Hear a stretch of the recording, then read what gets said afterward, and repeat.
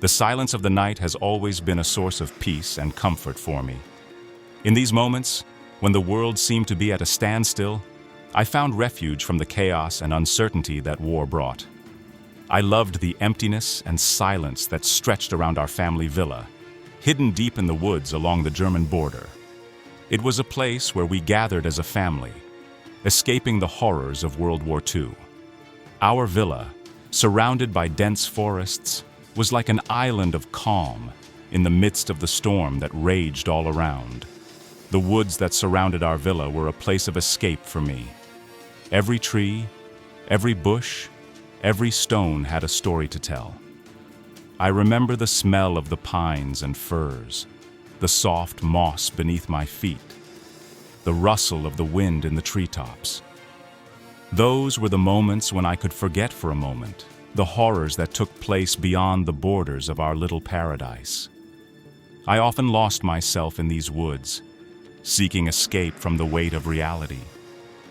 It was a place where I could be myself, where I could dream of a better world. But that night, that fateful night, changed everything. I woke up in the middle of the darkness with the feeling that something was wrong. I could feel it in my bones, in every nerve in my body. It was as if the air itself had thickened, filled with something invisible but tangible. I lay on the bed, eyes fixed on the darkness, trying to calm my pounding heart. I told myself it was just my imagination, that these were just echoes of the war that had crept into my dreams. But the feeling wouldn't go away. On the contrary, it grew stronger with each passing minute. And then, I heard it. The quiet, almost inaudible creak of the stairs, a sound that would normally be barely perceptible. But in the stillness of that night, it sounded like a rifle shot. My mind immediately went into overdrive. Who could it be? My parents? No, I know their footsteps. This was something else, something foreign. With my heart pounding, I slowly got out of bed. My legs shook as I approached the door. My hand trembled as I reached for the doorknob. I opened the door and peeked out into the hallway. And there, at the end of the hall, I saw her. A small figure, standing motionless in the gloom. A girl with her hair down, her back turned to me. The little girl couldn't have been more than 6 or 7 years old. A chill ran down my spine. Who is she? Where did she come from? And why? Why did I feel such fear? I stood there, paralyzed with terror and curiosity at the same time. I wanted to run away, to hide under the covers and pretend it was all a bad dream, but I couldn't. Something drew me to the mysterious figure, something stronger than fear. And so I took a step forward, then another and another. With each step, the tension grew. What would happen when I reached her? Will she turn around? And what will I see when she turns around? The few meters of corridor seemed endless. Time slowed down. Each step took forever. And yet, I was approaching. Inevitably, what would change my life forever? With a trembling voice, barely louder than a whisper, I asked, "Hello, who are you?" As much as I tried to sound calm, I could feel the fear gripping me. Something about this girl was unnatural. Something I couldn't name, but something that filled me with dread. The girl paused, as if my voice had taken her by surprise. She turned slowly, her movements strangely jerky, as if she wasn't quite real. When her eyes met mine, I felt a chill run down my spine. They were eyes that had seen too much, eyes that carried the weight of the world. Her face was pale, so pale that it almost glowed in the dark. But what frightened me most was the look of pain that twisted her features. It was as if she was in excruciating agony, and yet she remained silent, mute in her pain. "You must help me," she said in a voice that cut into my soul. It was not the voice of a child, but of something much older, something that had survived the ages and carried with it the weight of countless tragedies.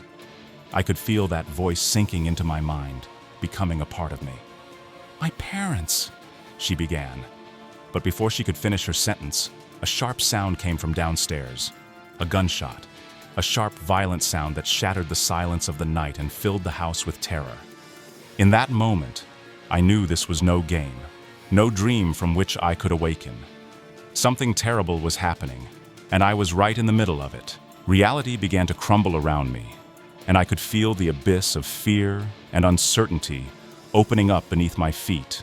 Without thinking, I grabbed the little girl's hand. She was ice cold, as if no blood flowed through her. I dragged her back to my room, trying to move as quietly as possible.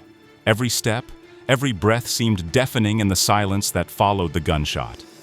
I closed the door and stood, gasping for breath. Questions swirled in my head. Who are her parents? How did she get here? And who was shooting in the house? Each question brought another, and I could feel my mind filling with chaos and fear. I tried to calm down, to think clearly. I had to find a way to explain this to my parents.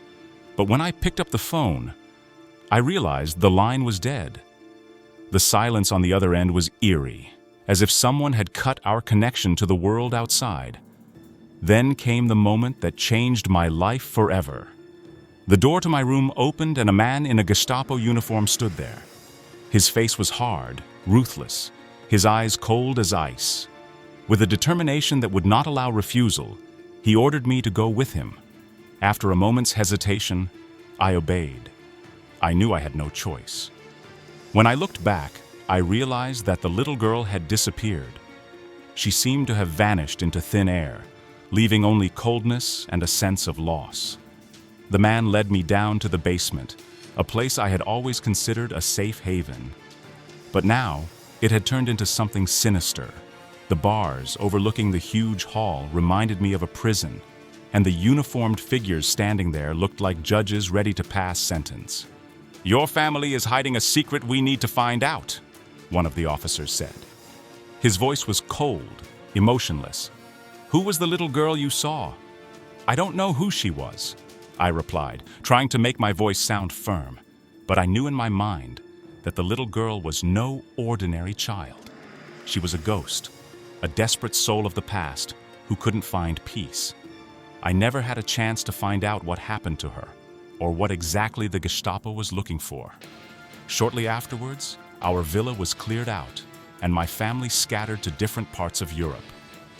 I spent the rest of the war in various hiding places, but the memory of that night never left me. It was only after the war that I returned to the place where our villa stood. It was just a ruin, covered with dust and ashes. But even there, among the ruins, I saw the glimmer of small eyes in the darkness. It was her, the little girl, still waiting for her savior. And now I see her in every dark room, in every empty house, in every corner where the light cannot reach. Her eyes follow me wherever I go. She lingers with me like a shadow, reminding me that no matter what, some stories never end. Every night when I close my eyes, I hear her voice. "You have to help me," she repeats over and over. Her words seep into my soul, as if they were part of my own mind. I can't get rid of her. No matter where I am, I can feel her presence. It's like a shadow that surrounds me, day or night. And so I continue to search, hoping that one day I will find the answers to the questions that haunt me. That one day, I will be able to help that little girl and find peace for her lost soul. But until then, I remain trapped between worlds, bound to a spirit that will never leave me.